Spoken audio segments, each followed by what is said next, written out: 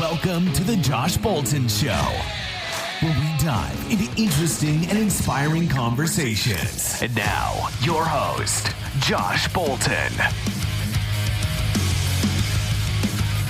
Forget it. But yeah, where are you at? I'm in New Mexico.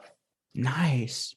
Is it pretty warm over there? Today, this week is warming up. Yeah, this time of year is always weird for us because we'll get 3 or 4 days of 75, 80 degrees and then 3 or 4 days of 40 degrees. It's very interesting. So that's this time of year in New Mexico, man. So it'll start leveling out here in the next couple of weeks. So yeah. Wonderful. Yeah. I'm in LA, California.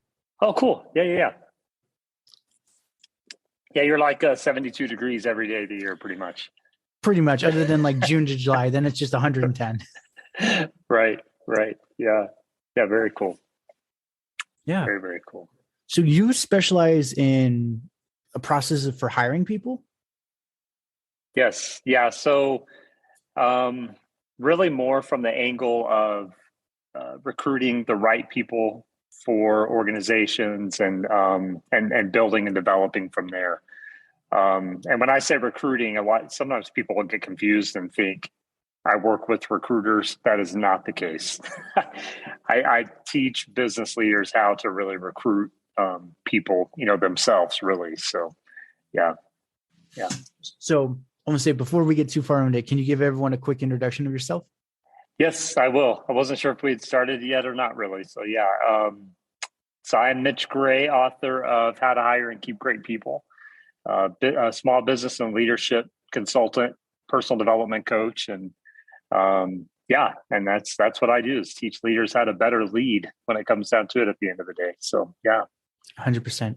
Yeah. So what you mentioned earlier about the recruiting people, that's actually been one I've been tossing around. I've had brilliant people come on, but they're like, oh, just give them a piece of your company, this and that. If you don't have cash flow, I'm like, that's great, but how do I know I got the right person?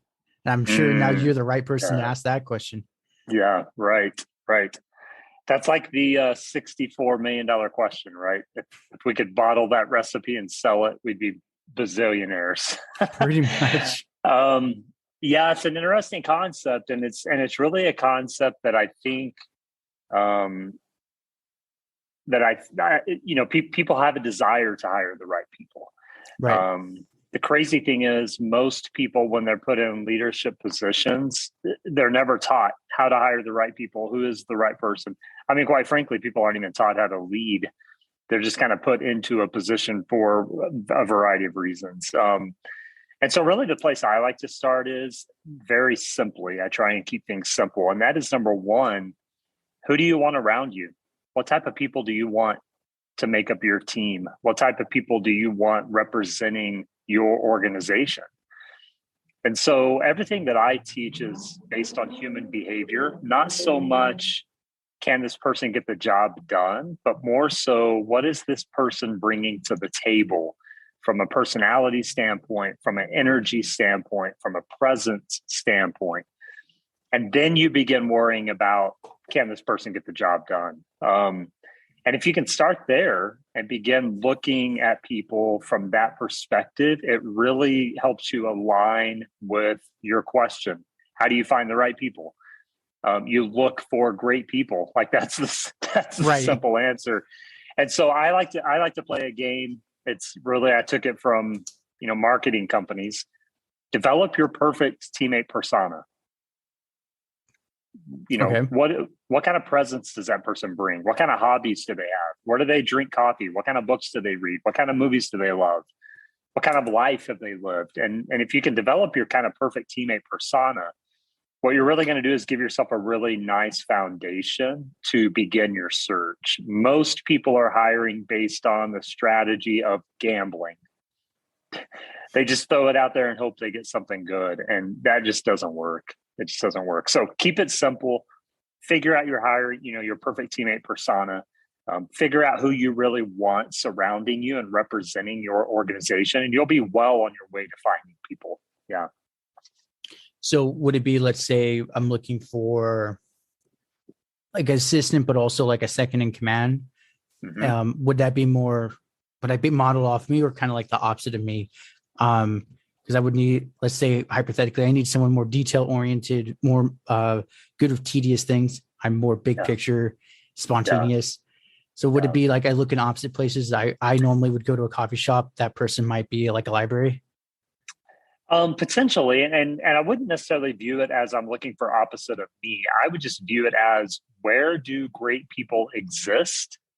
And then when you are looking for someone to do a specific, play a specific role, like you're looking for an assistant, then it might be, okay, where do those great people exist? So rather than saying I need someone opposite of me, kind of reframe the question of, okay, I know I need someone to do X, Y, and Z tasks. Those might be opposite of me because I have a role to play as well. And then asking yourself, where does that person exist? Where do those great high quality people exist? Maybe they do exist in a library. Maybe they exist as a clerk at the bookstore. Maybe they exist in your local dentist office. Maybe they exist in the coffee shop. I mean, you kind of just never know. But when you can match the task that you need accomplished with where do those great people exist, it does become a little bit easier, on your search, and you can kind of narrow the field. To me, a gold mine of opportunity that so many people underestimate are educational campuses, college campuses, community colleges, universities. I mean, there are people ripe for the picking that are usually high quality, independent decision makers. They have a motivation to work because they're often paying for their schooling. They have a very good motivation to work. Yeah, they do. And a lot of them, community colleges are great because a lot of those people are family, they have families to support. So they're trying to work their way through school to maybe learn something new. So tapping into some of those opportunities, for you, if that's really what you're looking for, I mean, finding a part-time college student 20, 25 hours a week is a no-brainer. Absolutely no-brainer. And they are also building a resume. And so they want to do a good job, and they're probably going to be with you for a few years. And so there's just some prime opportunities that so many people miss because they just don't think from a standpoint of, where do great people exist and how can I find them? Interesting. I'm just thinking because like pre-COVID, I don't know if now if everything loosening up, you like during 2020 and 2020 and 2021, you really couldn't just lounge around a college campus for a day and be like, hey, I'm hiring. I'll pay you a premium if you work for me. Yeah. Is it better now in 22? Yeah, I mean, things are opening up, things are opening up, and definitely these strategies had to be adaptable, especially during the middle of the pandemic.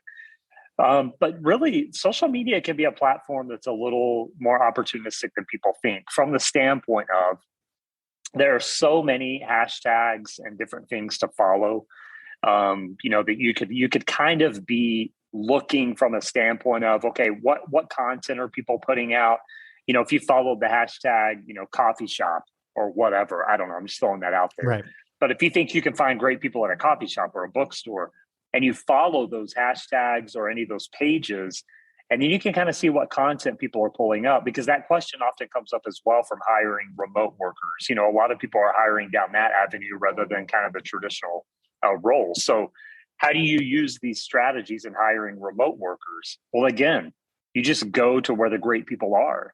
And in social media, those are certain pages, certain hashtags you follow. You kind of see what content exists. You can see people's perspective on the world, which is one thing I love about social media is you can tell pretty quickly if someone's kind of caught up in themselves or negative or always complaining. Those are not the people to recruit. But what about the person that, maybe you're following a hashtag and you see someone come across and go, hey, work today was challenging, but here's a few things that I did to try and make it better for me and my coworkers. That's the person you might engage with and eventually recruit. Yes, 100%. Yeah, you don't want the negative, nagging one. I had a coworker earlier this evening. He was working away on something, and then he stops. He crosses his arm, puts his rag under his thing, and kicks his leg back, and he was like, "Works hard." I'm like, "You're complaining to me." He's like, "No, I'm not." I'm like, "You're complaining. Shut up and get back to work." Right. Yeah, we don't want to recruit those people for sure. Yeah, and that's where I guess I have a speech, and it was just one of those, something like, I'll summarize it like a tree grows, but if you leave a dead branch on the tree too long, it'll kill the whole tree. So you got to cut the limb off. And then I extra emphasize you need to fertilize the ground with the dead limb. But it was just, that's pretty funny. And then pretty much like, yeah, he sat there and he looked, and then my boss came by. Oh, you got the olive tree speech? Yeah, it's normal. Don't ignore it. Yeah, hang on to that, man. That's a good one. I like that a lot. Yeah. And it was just one of those, pretty much that's what he said. He's like, yeah, Josh is going places. So mind what he says, because he could probably help you out and you don't realize it. Yeah, that's right. That's right. Hey, someone needs to recruit you, brother. Someone needs to bring I'm you waiting on for that one. I love it. I love it. But and that's where then he asked a question about the recruiting. He's like, well, I want to go here in life. I'm like, well, you can't be complaining. What you're asking is a higher level thinking and assertiveness. I'm like, if I was looking down hiring you, I would never look at you. You could be qualified. Your personality would just be like, nope, get him out. Yeah. Yeah. We'll figure it out kind of thing. Yeah, that's exactly right. And some people do have greater aspirations than they do aptitude, I guess would be the word. You know, their mindset doesn't match their aspirations. And you know, kind of on subject with what we're talking about, unfortunately, oftentimes leaders kind of promote those type of people because they need someone in the position. And so they sacrifice, you know, that quality. They sacrifice what they agreed upon for just having someone in the position. And you really see that more often than not, which doesn't bode well for culture and team camaraderie. You just, you know, need more Joshes giving olive branch speeches is what we need. So that you mentioned something earlier about personality involved. Are we talking like Myers-Briggs, DISC? How do you tell people to look for personalities? Yeah, you could. Obviously, you're not going to give everyone you recruit a Myers-Briggs test, but that'd be a little awkward. That would be. If someone doesn't have knowledge or, you know, kind of a working experience with how to kind of read people's energy and understand human behavior, then definitely studying some of those personality tests. You know, there's the Clifton strengths-based approach. There's Myers-Briggs. There's all kinds of tools. And so definitely getting into that and doing it from the aspect of, okay, I'm going to learn more about myself, but I'm also going to learn how to really read the room and what notes I should take mentally when I'm looking for someone. And, you know, to me, the greatest tool is what I call lifestyle recruiting. So really the recruiting never stops. It's when you're getting coffee. It's when you're out to eat. It's when you're shopping and you're not going out of your way. You're just observing. That's all it is you're observing who gives great customer service, who's always smiling, when you go shoe shopping, who's bringing out that extra pair of shoes that you didn't ask for, that suggestive selling, who goes above and beyond. And those are pretty easy to read. And then when it comes to personality, you know, oftentimes, I would say more times than not, someone's personality is going to come through. You know, let's just go back to your example. Let's say, for example, you were on the sales floor and your coworker came up to you in that scenario and complained. And then you kind of politely gave them the olive branch speech. If I'm in earshot of that, I'm going to pay close attention to what's happening because that shows me a few things: that you have courage and boldness, that you're a great team member, and you really care about what's happening and how you're taking care of people. And so really without thinking twice, I'm like, wow, I need to take note on that guy. There's something to that. So then I'm just going to come back around every so often and experience you again, so that I can kind of confirm and affirm my suspicion. And so when I say personality, oftentimes the story is being told. We're just not listening. Very true. Very true. Yeah. Yeah. And that's one of those joking. There's a pizza place I like to go around here. And he hired a new person, and it's a small business owner. So me and him chat a lot. And the person's like, we're hustling, cleaning to counters and all that, and was checking my orders, was very attentive. But there was something he did specifically. He remembered a statement I said earlier. It wasn't even in the conversation. And that's where I turned jokingly to him and said, I don't have the money, but I'll figure it out. I'm going to take this person from you. He's like, no, I'll pay him double now. Yeah, that's exactly right. That is a perfect example of what I'm talking. And you didn't have to be a Myers-Briggs expert to know that. No, that's why I say it's all just human behavior. Figure out the type of humans you want to surround yourself with, and go find more of those. It's that simple. It really is. It really is. And it's funny. Recently, I went, and he's still there, and he actually been promoted to manager. Wow. And then he saw me, gave me a free pizza because it's been a while, but he's like, because of you and what you did, my boss actually saw my true value and what I wanted to do. I'm like, wow. I'm still my offer. I'll double whatever he offers. Right. Yeah. So you incidentally recruited for the business owner to promote the guy that was already there. Yeah. Great job, man. That's exactly right. That's exactly right. And that's where I was like, okay, now that you made it top, I'm going to take you from him just out of principle. Right. Exactly. That's a cool story, but because that's the perfect story we're talking about, man. That's all it takes. That's all it takes. And I like to tell people, really, in 15 to 20 conversations over the next month, you can drastically change your team. It doesn't take much. It doesn't take much. Yeah. So, and actually, I need to go visit him today. I haven't gone to this coffee shop nearby, and he hires college kids, just get them in, get them work and all that. But he trains them on all the stuff. And one of the ladies was very, again, like the other person, very attentive, very listening, no rudeness. She could have been the sassiest person in the world, but at work, she's not. And that's where the owner came out and I said, hey, I really like her. I don't have the money, kind of like the other guy. I'll figure it out. I'm going to steal her from you. And he's like, I just hired her. I'm like, looked at the lady. Yep. And she's like, I like the coffee shop. I can wear my yoga pants here. I'm like, all right, fair enough. Okay, you win. But you know what's crazy is you're really doing something. Whether you're aware of it or not, is what I call planting seeds. And that's what makes it fun, is you're not going to recruit everyone and you're not going to recruit everyone at once. Right. But what you are going to do is plant seeds, because, just like in your position right now, you may not be in a position of building a team, but in 3 years you will be.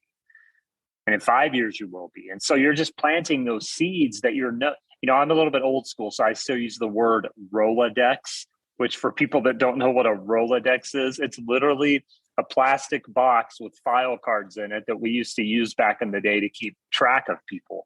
Mm-hmm. And so what you're doing when you're kind of playing that game you're telling these stories about is you're building a Rolodex that at some point in time you're going to come back to. And if Yoga Pants Barista doesn't want another opportunity, I guarantee you she knows someone who does. Oh, yeah. So then the magic is the people you recruit become the recruiters.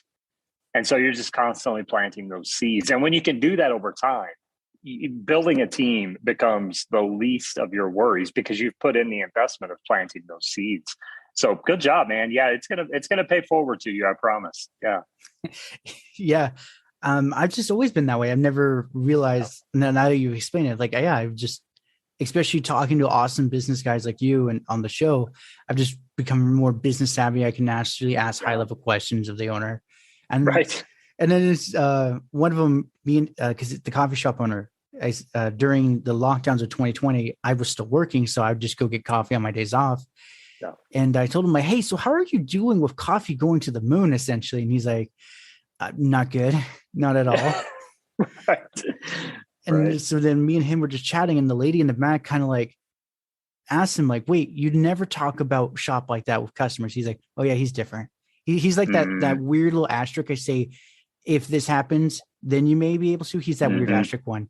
He's also the kind you can cuss him on and it's okay. And I'm like, I prefer it. I tip well. Well, yeah. If you tell me the truth, I'll tip well. That's right. Yeah. But and that's where he said he's the exception to the rules. Because he tells him, don't assume, don't make a coffee beforehand, kind of thing. He's like, he likes it black to the top. That's it. Right. Every day. Same thing. Every day. Yeah. You have it there on the counter, and he can just pay. Thank you. He'll even leave you a better tip. Yeah, that's right. That's cool, man. And it was just, that's where he's like, yeah, he's the one. When I say for everyone except that asterisk, he's the asterisk. Right. Like, hey, I made it into his handbook. Great. Yeah, that's awesome, man. That's awesome. Let's say, hypothetical, I'm running a very successful marketing firm. How would that be more because it's online marketing and all that? Would I need to go to more like LinkedIn to get people, or would it still be the Instagram, go through the hashtags? Yeah, it depends. I like to view it as tools in a toolbox. Okay. And so there are definitely times, places, purposes for using a variety of recruiting strategies. So LinkedIn, Monster, Glassdoor, et cetera, whatever. there's moments that people should and could use those. What I like to say is, don't make those your foundation. If kind of what I call those third party apps, if those become your foundation, you're really going to cause yourself a lot of headaches and a lot of struggle and spend a lot of money. You know, the great thing is as you're telling these stories and we're talking about all this, you spent zero money on recruiting and incidentally have been recruiting so many people. Whereas, you know, if you only depend on third-party apps and agencies, you're going to pour in so much money to those and not really get a great yield on your investment. Yeah. And you don't get to control who comes to the conversation. That's the other trick is, yes, you can put in, okay, I'm looking for a person with this ability, this skill set. You can kind of, you know, put in some specific adjectives per se. What you can't put into an algorithm is your cultural makeup, personality type, energy, conversation. And so you're really actually lessening the pool of opportunity by not being able to focus on the critical elements, the most important elements. If you're looking for, you know, I think where some people miss it is, especially in the small business world, if you're looking for specific projects to get done and you don't necessarily need to hire a full-time person, now we're talking about the potential of freelance workers. That's a whole different conversation. You're still going to use the same pillars of success, personality, character, et cetera. But I think a lot of small business owners miss it and they go, well, wow, we need a team of 10 people because we're growing or whatever. We're going to expand to 20 people. My question becomes, how many full-time people do you actually need versus how much of this can you sub out? And those are kind of two different philosophies. And I say that because you brought up specifically like a marketing agency. You know, oftentimes marketing agencies, they need a design project done. They don't need a graphic designer. They might just need a freelancer to do that project. And so there's really some creative ways. And I bring that up because when I said tools in the toolbox, those are all the tools.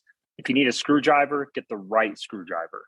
And there's a time for that. If you need a hammer, get the right hammer. There's a time for that. And there's different types of hammers. And so, but I really like the foundation of, if I'm a business owner, a leader, I'm going to constantly be recruiting. I'm going to teach my best people to be recruiting. I'm going to teach my best customers to be recruiting. And if I do that, I'll be able to make up the bulk of my team. And then I can use those other tools for, you know, other opportunities, kind of the bonuses. Yeah. Yeah. No, that's very true. Like, I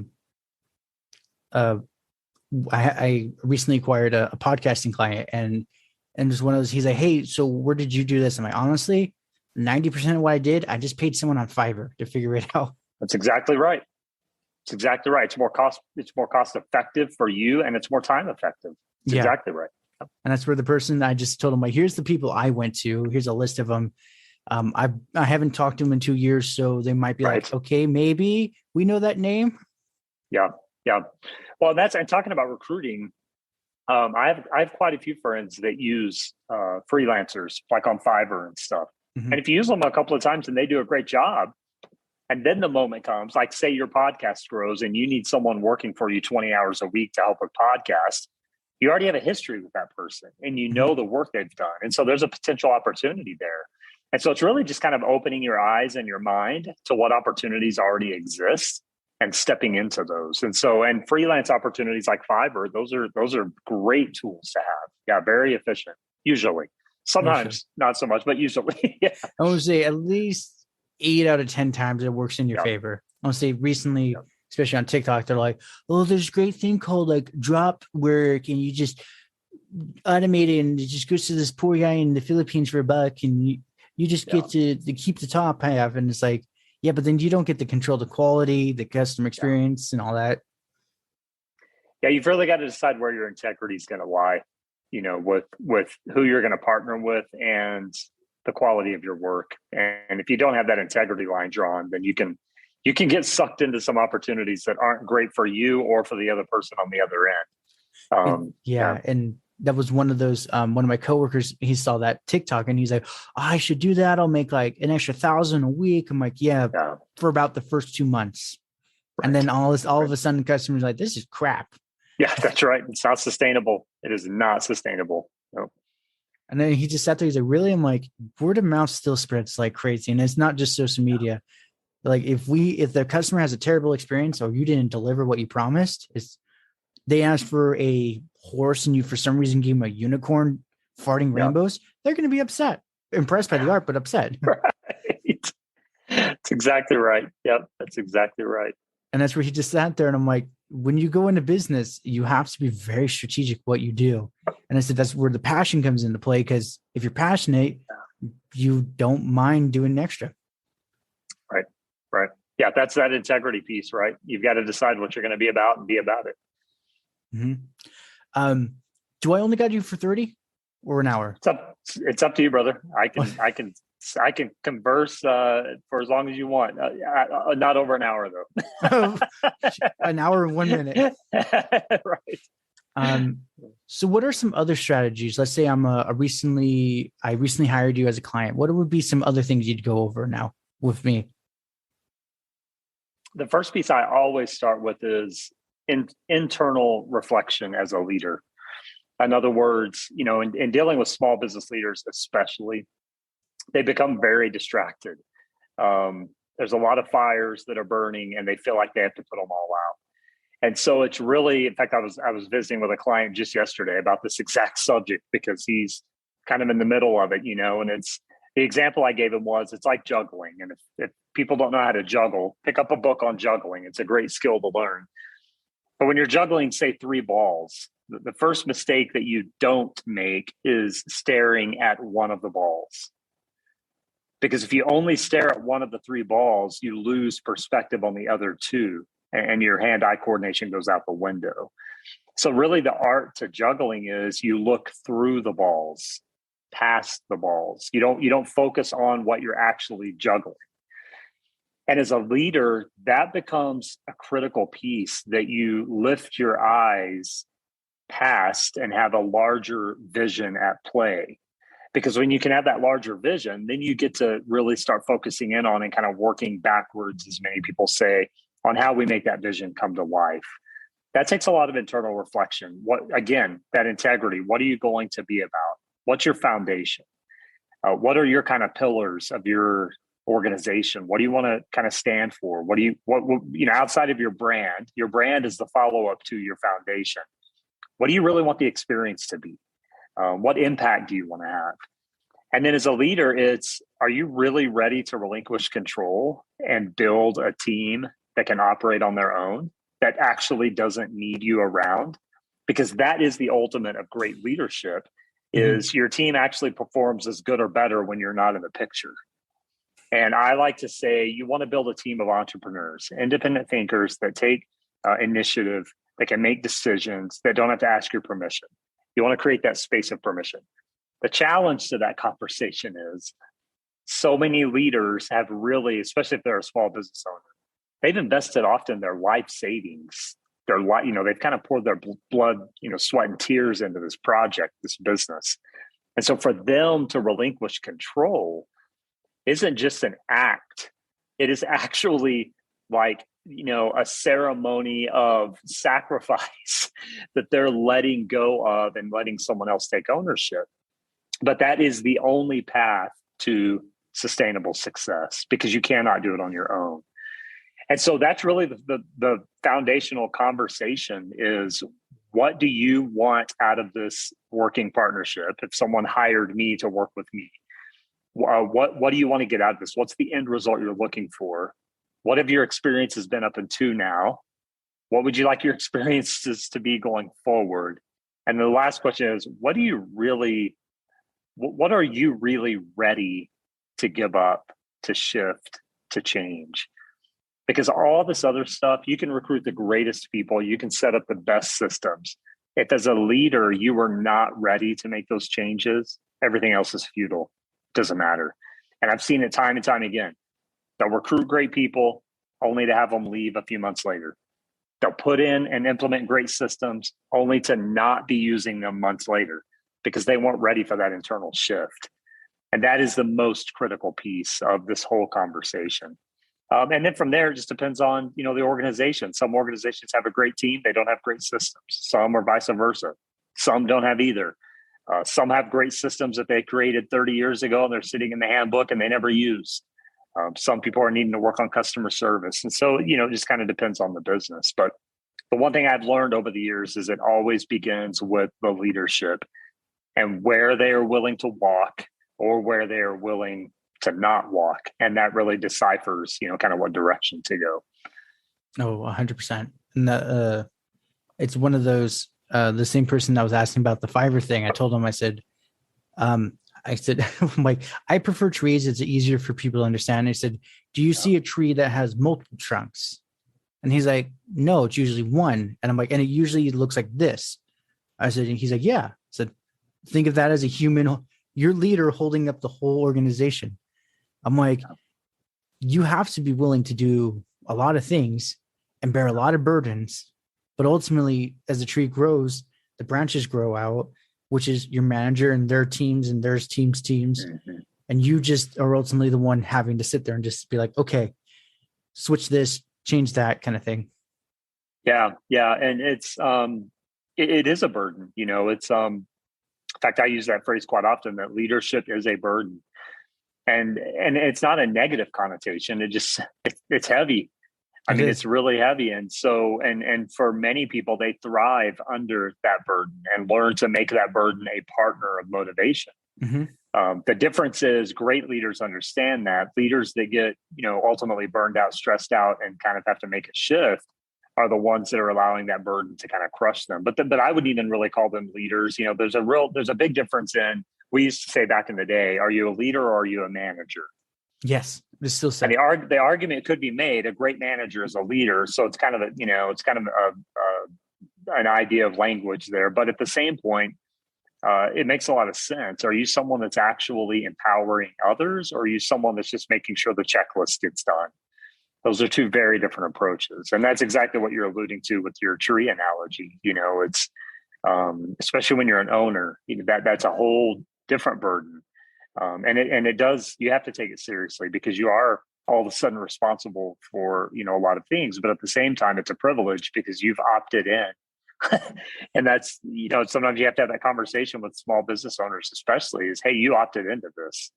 You can always opt out. So if it's not going the way you want and you're not willing to do it, then it may be time to opt out. And that's the conversation you have to have quite boldly. Yeah. Oh, yeah. And that actually, it was one of those, I was talking to a small business owner, and it was just one of those, the same thing. He's like saying like, oh, this and that. I don't know if I can feed everyone. And I was like, wait, what do you mean by feed? You're not literally handing them a pizza kind of thing. Right. Yeah. And I feel it. It is a burden, especially the last 2 years. People have, how many businesses have we seen that did have to make the decision to opt out, almost not on their own accord? It was kind of a hand was forced. But at the same time, you do have to take it seriously enough to take inventory. And again, that internal reflection to know when it's time and when it's not. And so, you're right. They're not like lifting the ladle from the soup, and pouring it into the bowl. That's where they're like, well, we have to pay them. I'm like, okay, that's totally different. You're not like, you're wording, I have to feed them. So yes, you need to give people their money so they can go get their food and pay their rent.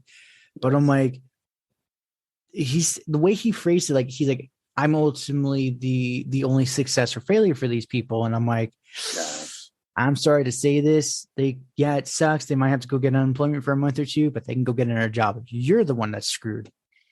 When you think about that, not knowing that person, you don't really know what the motive is, but also that's really a statement of control when you start digging down deeper. Right. They get more, meaning the leader, the owner, gets more from making that statement than the employees do. Mm-hmm. And so really, when you start listening to that conversation, it's like, oh, what you're really saying is you want to be in the mode of controlling things rather than giving empowerment to others. And oftentimes, I will say, those statements are kind of cultural statements. They're statements that are gifted to them, and they haven't really taken inventory of that before. No one's really asked that person, okay, what are you really meaning when you say that? Because that's a whole different conversation. And I have to believe in the good of people. I think when most people would sit back and go, Oh yeah, I probably shouldn't use that statement before, again, hopefully they would change it, but it really is when you get down to the, kind of the brass tacks of it, it's a statement of control. Oh yeah. I'm the one that's feeding these people. I'm the one. And it's like, well, I mean, in technicality, you're not wrong, but that's a really terrible philosophy to have. Yeah. And it was just one of those, I said, yeah, you got to, and it's kind of what I said. I wasn't as well versed as I am now. Pretty much like, you give them the money. So you're transferring to stress. They gave you X amount of time. You gave them the reward of money kind of thing. Yes. And I'm like, that's all you did. Yeah. I said, they can easily it'd be shitty, but they can go work for McDonald's or Starbucks. They'll take a pay cut, but they don't have to work for you. That's right. There's a world of opportunity. Yeah. And that's where the guy kind of just like sat back and then near the end, he came back to that. He's like, oh, wow, you're right. I'm like, I try not to be that guy. I just state what's working. Right. Just so happens it's pretty accurate. Yeah. And it's amazing how many leaders have that mindset, though. It's no wonder that the issues that exist because it's oftentimes those mindsets. Yeah. And that was like 2019, right before the pandemic. Mm-hmm. And it was just one of those, he closed because, well, all his employees went home and he couldn't do anything. So he's like, pretty much, I think he just threw in the towel because he's like, well, they're taken care of technically, so I don't have to worry. I'll just close up shop and figure it out. Right. I'm like, okay, well, I guess your controlling still destroyed you. Right. So then I'm just curious, since we've touched on that a few times, let's say a very dominant, controlling personality approaches you and even hires you. And how would you convince them in a polite way that maybe they should reconsider their perspective? Little bit of a twofold answer. If that's the personality that wants to work with me as a consultant, I'm probably not going to work with them. I was just thinking the same thing. I wouldn't work with them. Well, I charge them a lot of money. Yeah, exactly. That's the exuberant, $50,000 fee. And if they pay it, okay, here we go.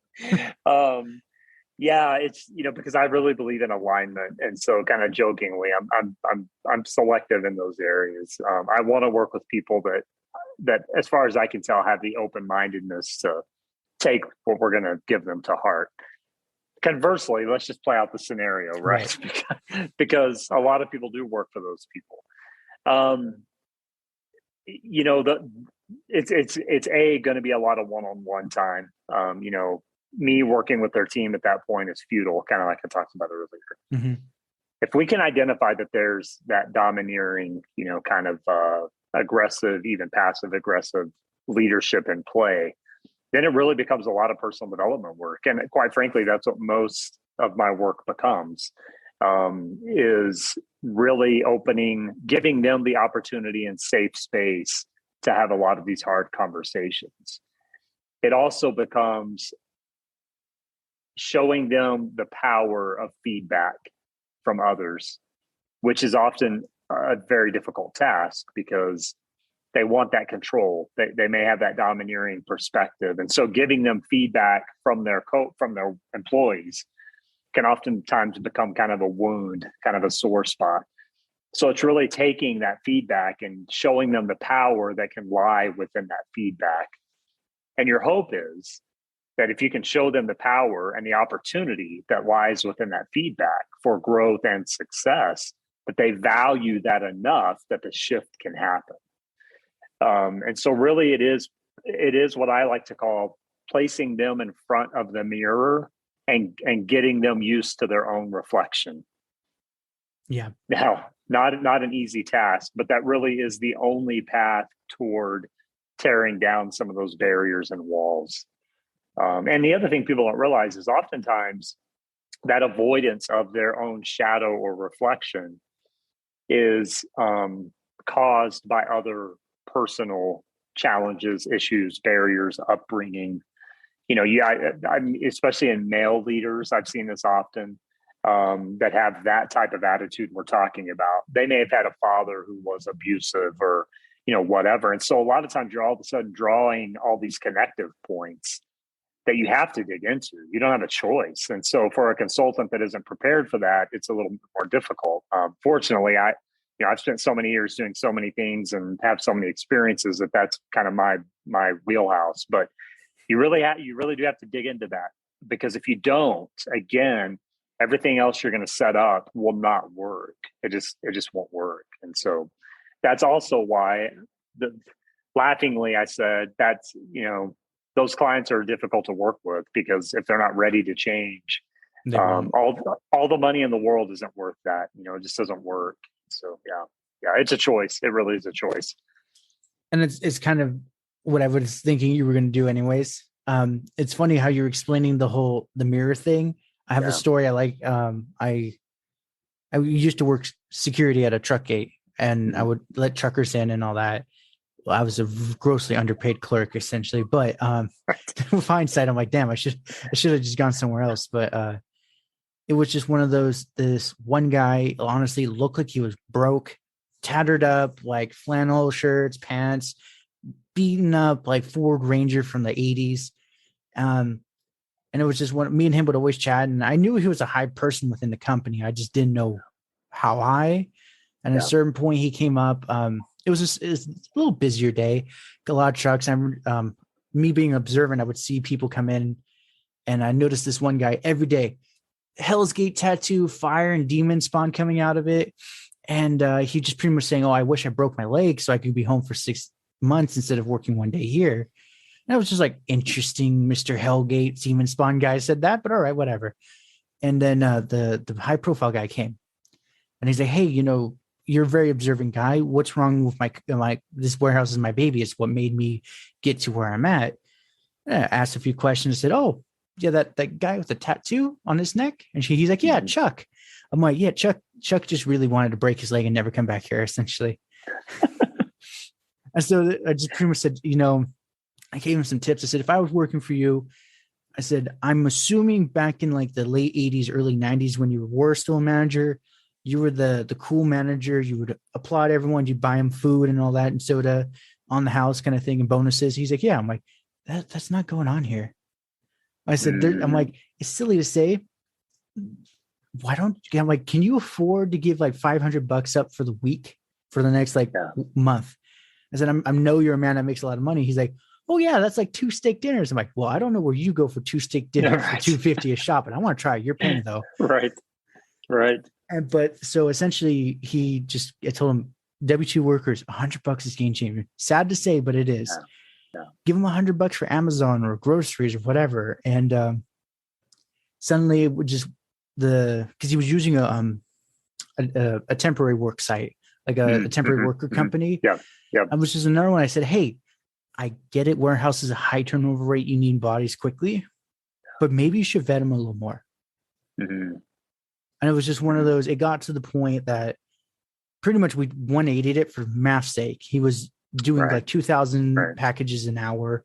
And then after my little comment, he's doing 8,000 packages. Essentially, he went from like 300K a day to like $1 million and 1.2 million. And that's where he's like, he was a laughing stock, and everyone's like, what happened? He's like, the guard said, we just got to give them games and food and they'll legally break their back for us. And then they're like, the guard fixed your problem? And he's like, yeah. He's like, apparently we're all too removed. Yeah. And now it's very true though, right? Yeah, it's very true. And that's where ever since that comment, he's always been in there at least twice a week, just checking up on everyone. And last I heard, I haven't heard from him in a while. But he's still doing that even during the pandemic. Yeah. And it was just funny because then metaphorical, the CEO of like the region, essentially, there was a whole drama debacle. We'll skip that part, but essentially he called me in to talk about that, but also what I helped his second in command out with. And he even said, "You're a guard. How did you know that?" I'm like, I actually observe. Like my job says I should. Right. Yeah. It's like I said, the story's always being told. It's always being told. Just got to listen. And then it was just one of those, I did actually get to try the $250 steak dinner. I guess they ordered it to go. And so like, we need to give Josh at least one of the fancy steak dinner. And because like I said, there was drama. Essentially boss just like tried to push me under a truck and all that. But and it was just one of those. Yeah, they tried to kill me, break me, everything. And that's where he was talking to me, because the trucker that caught him was one of his workers. So he had his cell and was like, hey, the security guard's boss is trying to kill him. You might want to have a word. Wow. And that's where pretty much he just gave his blessing. He gave me the food and says, if you need to leave, just go. Don't even worry about it. Wow. But that's where he's like, but if you ever need a job, you can always call me. I'm like, good to know. I still have his card. Well, I'm glad you're still with us. Yeah, I've gone through a lot. Yeah. Wow. But that was the one that made me realize, I'm like, oh, maybe I do have something.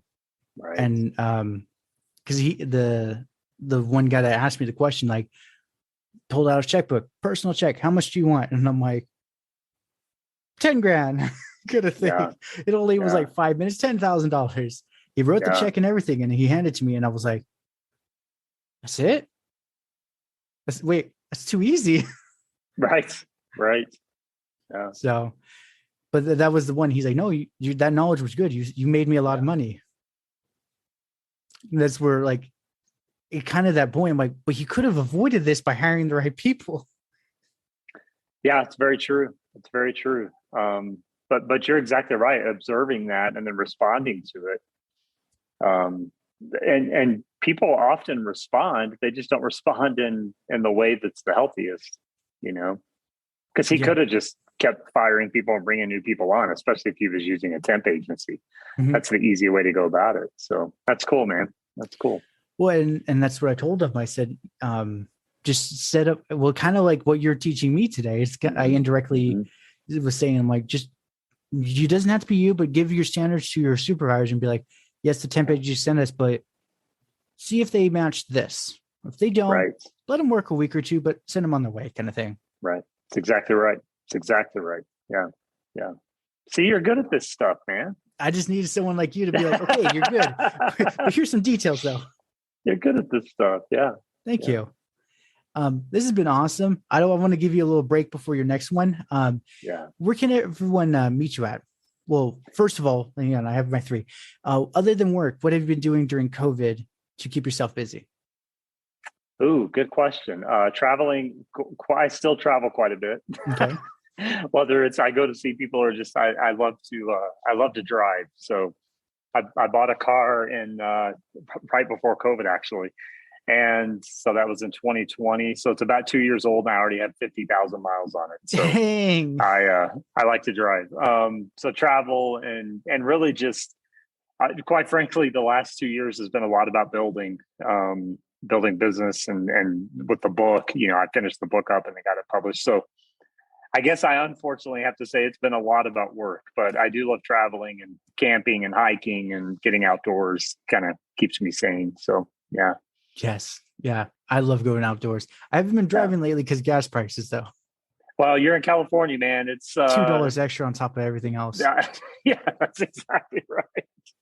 I probably wouldn't, or I would buy a scooter. I might buy a scooter if I was in California. So I could still drive, but not pay so much. Yeah. So let's say someone is inspired by you and wants to become more like you. What are some tips, tricks, or advice you'd give them to start down a similar path? Listen to your heart. Okay. And I know that's I see on social media a lot, especially in the day. We're kind of in the day and age where people seem to be building tech companies really quickly. Mm-hmm. They say they're making a lot of money at it. Whether they are or not, I don't know. And so you kind of see this whole dialogue happening on social media. Don't listen to your heart, just build a good business and it's okay. And I'm very opposite of that. I believe in what's called the beginner's mind. So the beginner's mind is a teaching that says when you were a child, your interest pointed the way to a fulfilled life. And so when you take that curiosity you had as a kid, that's very connected to where you can be your best in life. And oftentimes that's your heart kind of telling you. And so for someone, I think that's really important for employees that, if you're working in a job that you absolutely hate, don't enjoy, don't find fulfillment in, you may not can quit it right now, but begin the journey of finding fulfillment. We only have this life once, and it's so fun to not live fulfilled, so, and it's easier said than done, but I think if you can walk that path, that would be my biggest piece of advice. Yeah. That's good. That's really good advice. And so where can everyone contact you at if they want just contact you or hire you? Yeah, email is simple, Mitch at mitchgraymedia.com. That's Gray. So Mitch at mitchgraymedia.com. I am on LinkedIn. That's where I kind of sit on social media. So if you want to find me there as well. Book is available anywhere, How to Hire and Keep Great People. But yeah, shoot me an email. I'd love to stay in touch, and we'll see what we can do. Yeah. Awesome, Mitch. Absolute honor and a pleasure to have you on. Thanks, Josh. I appreciate you. So well, congratulations. You made it to the end. You're an awesome person. Not many make it here. So being the awesome person that you are, can you do me one more awesome favor? Can you rate and review this on whatever podcast services you're using? If you do it on Apple and you leave an actual written review, I have a thing on my website. I will take your written review and post it for all to see. Congratulations. You're permanently sealed on my site. Otherwise, I am trying to do YouTube more and live streaming. I will try to put as many of the YouTube links in the description of the show as I can. So give your boy some extra help over on YouTube. Watch my videos.